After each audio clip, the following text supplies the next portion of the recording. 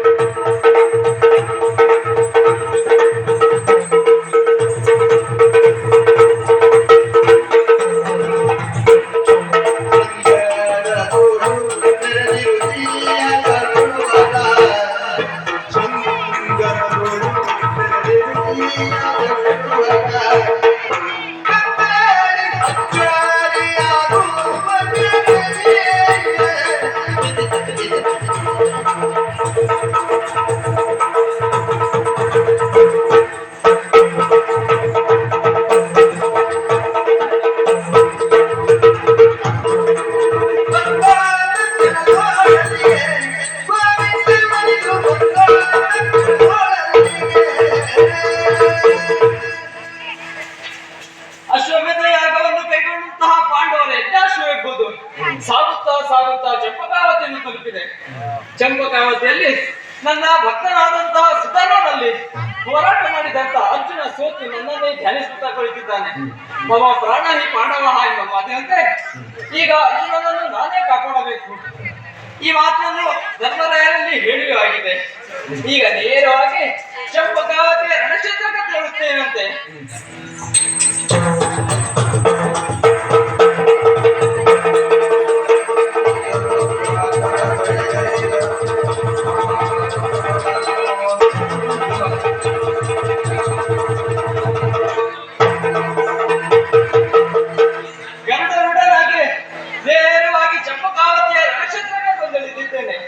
ಈಗ ಇವನಲ್ಲಿ ಹೋದ ಅಂತ ಹುಡುಕ್ತೇನೆ.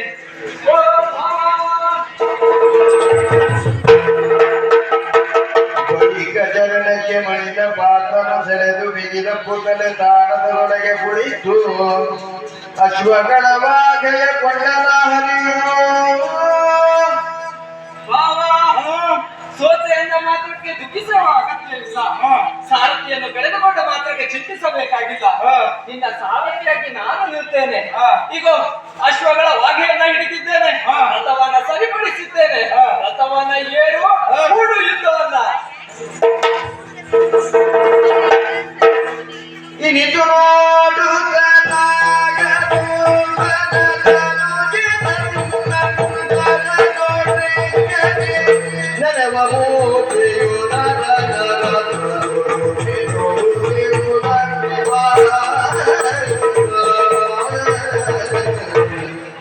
ಏನಾಶ್ಚರ್ಯ! ಮೂರು ಲೋಕದ ವೀರ ನನ್ನ ಸರಹತಿ ತಾಳಲಾರದೆ ತತ್ತರಿಸುತ್ತಿರುವ ಸಂದರ್ಭದಲ್ಲಿ ಯುದ್ಧಕ್ಕೆ ಯಾರು ಕೊಡ್ತಾರೆಂಬ ನಿರೀಕ್ಷೆಯಲ್ಲಿ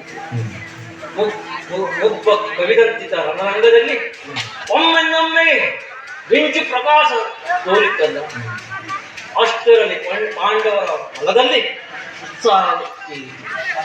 ಇದೇನು ಉತ್ಸಾಹ ಕಣ್ಣನ್ನು ನೋಡಿದರೆ ಯಾವುದೋ ಒಂದು ದಿವ್ಯ ಮೂರ್ತಿ ಮಿನುಗುತ್ತಾ ಇದೆ. ಯಾರಾಗಿರಬಹುದು? ನನ್ನ ಹೃದಯ ಕಮಲದಲ್ಲಿ ಯಾವ ದಿವ್ಯ ಮೂರ್ತಿಯನ್ನು ನೆಲೆಗೊಳಿಸಿ ಆರಾಧಿಸುತ್ತಿದ್ದೇನು, ಅದೇ ದಿವ್ಯ ಮೂರ್ತಿ ನರಕದಲ್ಲಿ ರಾಜಿಸುತ್ತಾ ಇದ್ದಾನೆ. ಕಂಡೆ ಕಂಡು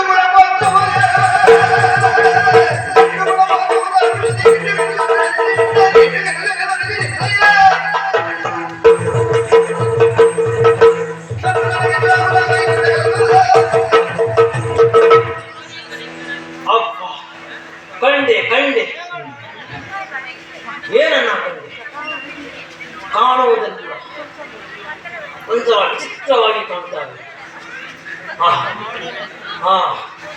ಇರಬೇಕು, ನನ್ನ ದೇವನೆಯಾಗಿರಬೇಕು.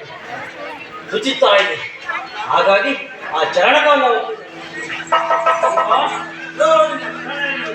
ಎಂದನಾಗ ಶ್ರೀ ಗೋವಿಂದ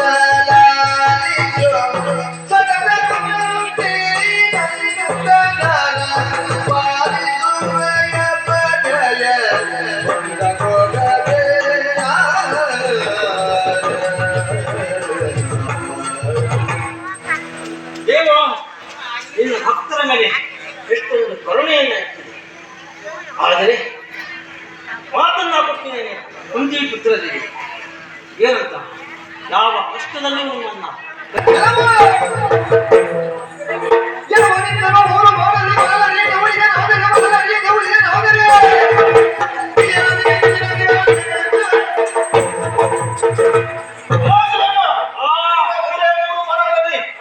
ಕಂಠವನ್ನು ಕತ್ತರಿಸಿರುವಾದರೆ ಗತಿ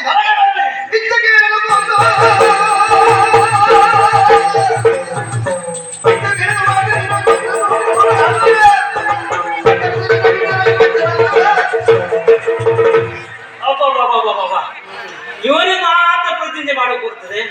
ಆತ ನನ್ನ ಪ್ರತಿಜ್ಞೆಯನ್ನ ಕೇಳು. ನೀನು ಬಿಡುವ 3 ಬಾಣವನ್ನ ಮದಪಥ್ಯದಲ್ಲಿ ಕತ್ತರಿಸಿದ ಇದ್ದರೆ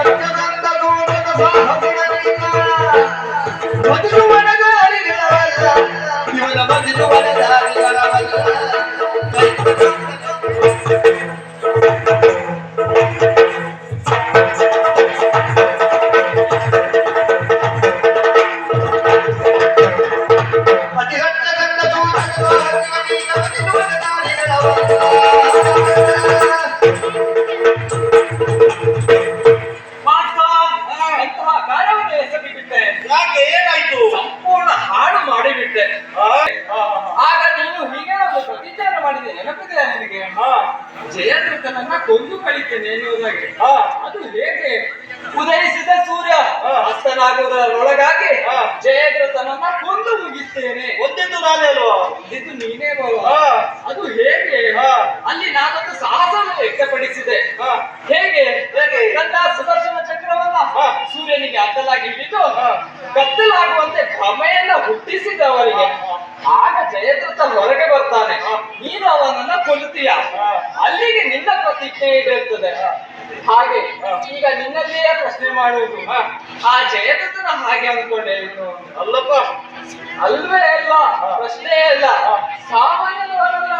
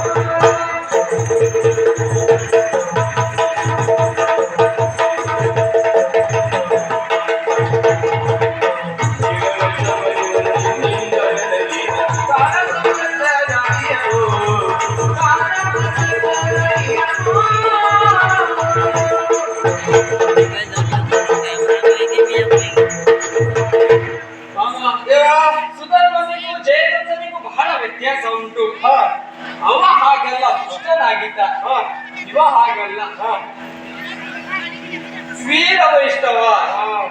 ಅಷ್ಟೇ ಅಲ್ಲ, ಏಕಪತ್ನಿ ವ್ರತಸ್ಥ. ಹೌದಪ್ಪ. ಇನ್ನು ನಾನು ಹಾಗೆ ಅಲ್ಲಲ್ಲ. ಓದೋದು ಒಂದೊಂದು.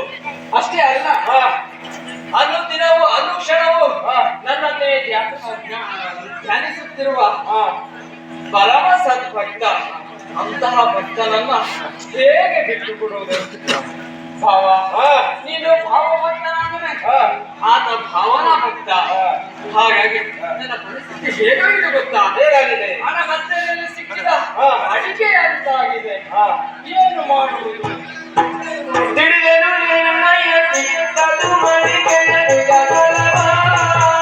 ಅಡಿಗುದು ಕಾರ್ಯಮುಲಗದೊಡನುಳಿಯುವುದು ಕೀರ್ತಿಗಳು. ದೇವ, ಈ ಲೋಕದಲ್ಲಿ ಭೋಗಭಾಗ್ಯಗಳಾಗಲಿ ಅವುಗಳ ಅನುಭವಕ್ಕಾಗಿ ದೇವರ ಸ್ಥಿರವಲ್ಲ. ಸತ್ಯ ಧರ್ಮ ಕೀರ್ತಿಗಳು ಮಾತ್ರ ಶಾಶ್ವತ. ದೇವ, ಇಲ್ಲಿ ನೀನು ಯೋಚನೆ ಮಾಡುವುದು ಏನೂ ಇಲ್ಲ. ಪಾರ್ಥ ಬಯಸಿದ್ದು ಪಾರ್ಥನಿಗೆ ಕೊಡು, ನನಗೆ ಬಯಸಿದ್ದು ನನಗೆ ಕೊಡು. ಪಾರ್ಥ ಬಯಸಿದ್ದು ಇಹದ ಜಯವನ್ನ, ನಾನು ಬಯಸಿದ್ದು ಪರಮಾತ್ಮಿಕ ಜಯವನ್ನ. ನಿನ್ನ ಈ ಪಾದಗಳಿಗೆ ಪದಾವಿಂದದ ಸಾಯುಜ್ಯವನ್ನ ಪಡೆಯುತ್ತೇನೆ. ಯುದ್ಧವನ್ನ ಅರಸಕ್ಕೆ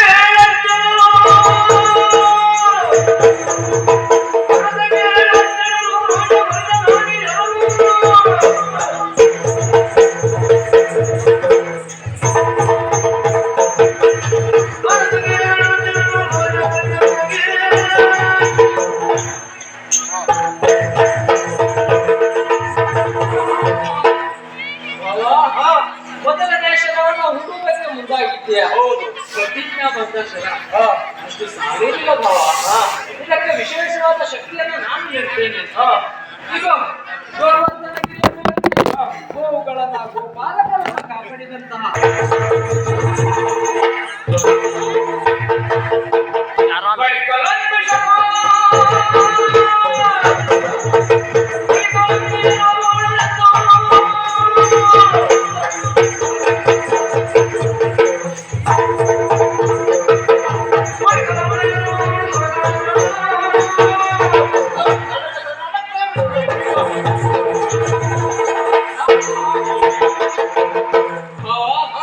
ಎರಡನೇ ಶರವನ್ನು ಹೂಡುವುದಕ್ಕೆ ಮುಂದಾಗಿದೆಯಾ? ಹೌದು. ಈಗಾಗಲೇ ಒಂದು ಶರವನ್ನು ಹೂಡಿದ್ದೆಲ್ಲ ವ್ಯರ್ಥವಾಗಿ ಹೋಯಿತು. ಈಗ ಹೀಗೆ ಒಂದು ಶರವನ್ನು ಪ್ರಯೋಗಿಸಲು ಮುಂದಾಗಿದೆಯಾ? ಇದಕ್ಕೆ ಅದಕ್ಕಿಂತಲೂ ಹೆಚ್ಚಿನ ಶಕ್ತಿಯನ್ನ ನೀಡ್ತೇನೆ. ಈಗ ಶ್ರೀಕೃಷ್ಣ ಅವತಾರದಲ್ಲಿ ಮಾಡಿದಂತಹ ಎಲ್ಲ ಪುಣ್ಯವನ್ನ ಧಾರೆಯಿರುತ್ತಾ ಇದ್ದೇನೆ. ಹೂಡು ಬಾಣವನ್ನ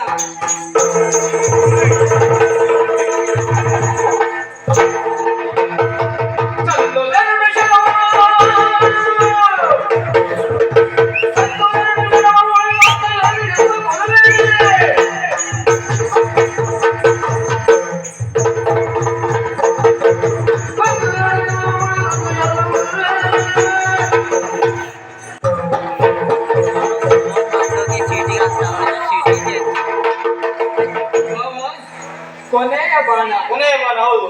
ಬಗ್ಗೆ ಮುಂದಾಗಿದೆಯಾ? ಈಗಾಗಲೇ 2 ಬಾಣವು ವ್ಯರ್ಥವಾಗಿ ಹೋಯಿತು. ಇದಕ್ಕೆ ಹಾಗಲ್ಲ, ಆ 2 ಬಾಣಕ್ಕಿಂತಲೂ ಹೆಚ್ಚಿನ ಶಕ್ತಿಯನ್ನ ನೀಡ್ತೇನೆ. ರಾಮ ಅವತಾರದಲ್ಲಿ ಮಾಡಿದಂತಹ ಎಲ್ಲ ಪುಣ್ಯವನ್ನ ಧಾರೆ ಎರಿತಾ ಇದ್ದೇನೆ. ಅಷ್ಟೇ ಅಲ್ಲ, ತ್ರಿಮೂರ್ತಿಗಳನ್ನ ಆಹ್ವಾನಿಸುತ್ತಾ ಇದ್ದೇನೆ. ಆದಿಯಲ್ಲಿ ಬ್ರಹ್ಮನನ್ನ, ಅಂತ್ಯದಲ್ಲಿ ರುದ್ರನನ್ನ, ಈಗ ಮಧ್ಯದಲ್ಲಿ ಸ್ವತಃ ನಾನೇ ಕುಳಿತುಕೊಳ್ಳುತ್ತಾ ಇದ್ದೇನೆ. ಹೂಡು ಬಾಣವನ್ನ ಕಂಡವಿಲ್ಲ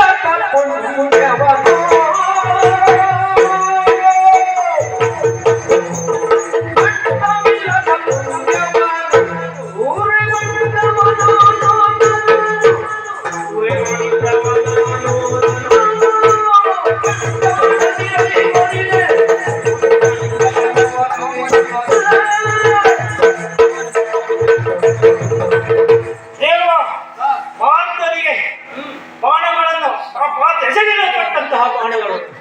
ನಿನ್ನ ಆ ಬಾಣಗಳಿಗೆ ಪುಣ್ಯವನ್ನು ಕೊಡ್ತಾ ಇದ್ದೀಯಲ್ಲ.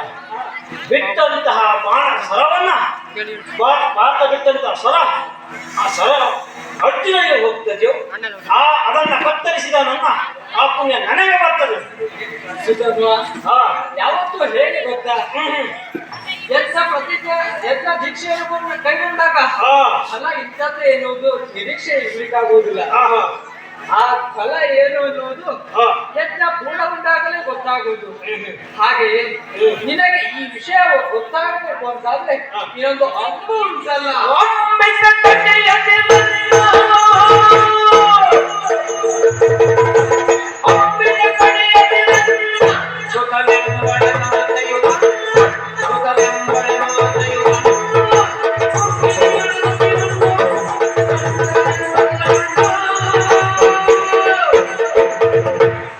ಅಬ್ಬಾ ಏನು ನಿನ್ನ ವಿಚಿತ್ರವನ್ನು ಕಾಣ್ತಾ ಇದ್ದೀನಿ. ನೀನು ಕೊಡು ಪುಣ್ಯವನ್ನ ಅಂತ ಕೊಡುತ್ತಾ ಇದ್ದೀಯಲ್ಲ, ಆ ಪುಣ್ಯವನ್ನ ನನಗಲ್ಲ ಅವರಿಗೆ ಬರಲಿ. ನೀನು ಏನು ಅಂತ ನಾನು ಅರ್ಥೈಸಿಕೊಂಡಿದ್ದೇನೆ. ಇದಕ್ಕೆ ಮತ್ತೇನಲ್ಲ, ಇಂತಹ ಕಂಡು ಈ ಸುಧನ್ವ ಆ ಬಾಣವನ್ನು ಕತ್ತರಿಸಿದರೆ ಇದ್ದರೆ ಹೆಂಡತಿಗೆ ಗಂಡನಲ್ಲ, ತಾಯಿಗೆ ಮಗನಲ್ಲ, ತಂಗಿಗೆ ಅಣ್ಣನಲ್ಲ, ತಂದೆಗೆ ಸುತನಲ್ಲ, ಅಷ್ಟೇ ಅಲ್ಲ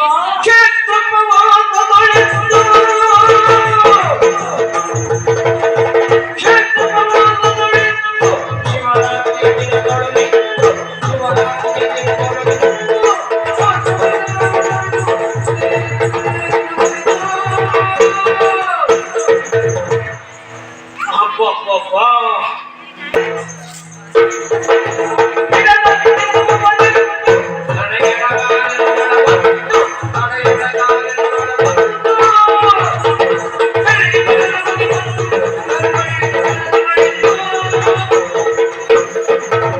ಭಕ್ತಿ ಭಾವದಿಂದ ಪೂಜಿಸಿರುವ ಬ್ರಾಹ್ಮಣರನ್ನ ಹಿಡಿದೆ ಎಂದು ಎಡಗಾಲಿಂದ ಓದಿದ್ದು ಆ ಕೊಂದ ಪಾಪ ಯಾರು ಬರ್ತದೆಯೋ ಅಂತಹ ಪಾಪ ನನ್ನ ಪಾಲಿಗೆ ಬರಲಿ.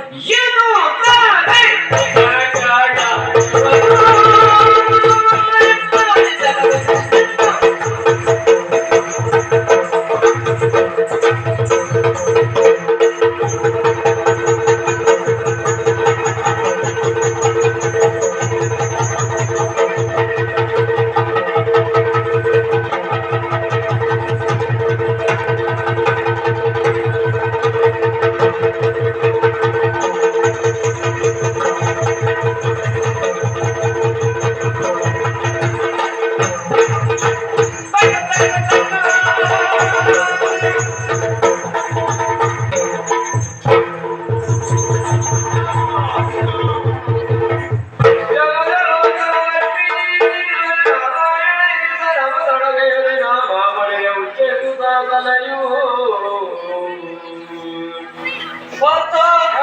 ನೋಡಿದ್ದೆ ಸುಧನ್ವನ ಪರಾಕ್ರಮವನ್ನ, ಆತನ ಭಕ್ತಿಯನ್ನ.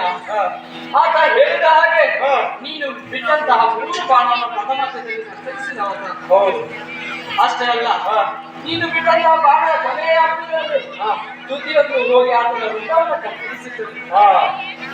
ಆತನ ವೃತ್ತ ಎನ್ನುವುದು ಹರಿನಾಮ ಸ್ಮರಣೆಯನ್ನು ಮಾಡುತ್ತಾ ನನ್ನ ಕಾಲಕ್ಕೆ ಬಂದು ಬಿದ್ದಿದೆ. ಅದು ಈ ಕ್ಷಣದಲ್ಲಿ ಸೇರುವುದು ಶಿವನ ನುಡಿಗೆ ಮಾಲಿಕೆಯನ್ನು. ಆ ವೃತ್ತವನ್ನು ಶಿವನ ಗಣಗಳು ಬಂದು ಕೊಂಡೊಯ್ಯುತ್ತಾ ಇದ್ದಾರೆ. ಅಲ್ಲಿಗೆ ಸುಧನ್ವನಿಗೆ ಮೋಕ್ಷ ದೊರಕಿತು. ಇದು ಸುಧನ್ವನಿಗೆ ಮೋಕ್ಷ ಅಂತ ಹೇಳಬಹುದು. ಪಾರ್ಥ, ಅದು ಆ ಕಡೆಯಿಂದ ಹಂಸಧ್ವಜ ಮುಂತಾದವರು ಬರುತ್ತಾ ಇದ್ದಾರೆ.